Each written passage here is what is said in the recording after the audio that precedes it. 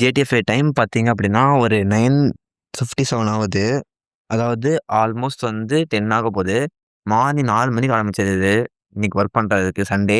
இப்போ வரைக்கும் ஓட்டிட்டுருக்கேன். காலைல 4 மணிலேருந்து ஒரு 6 மணி வரைக்கும் ஓட்டுனேன். அதுக்கப்புறமா கேட்டரிங் போனேன். திருப்பியும் வந்து மதியானம் லஞ்சுக்கு ஓட்டுனேன். ஒரு 11 மணிலேருந்து 3 மணி வரைக்கும். திருப்பியும் வீட்டுக்கு போய் சாப்பிட்டு முடிச்சு, திருப்பியும் 5 மணிலேருந்து 10 மணி வரைக்கும் ஓட்டிட்டுருக்கேன். ஆல்மோஸ்ட் இன்னைக்கு வந்து ஒரு 2.5K 3K கிட்ட ரீச் பண்ணிட்டேன். ஏன் இவ்வளோ கஷ்டப்படுறேன்னு கேட்பீங்க.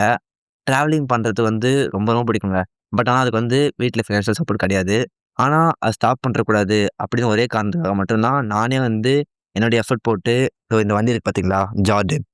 நானே வந்து என் கேஷ் போட்டு தான் வாங்கியிருக்கேன். என்னோட டியூ கட்டிட்டு இருக்கேன் மாசம் மாசம். அது இல்லாம டிராவலிங் பண்றதுக்கும் வந்து காசு சேர்த்து வச்சு டிராவல் பண்ணிட்டுருக்கேன்.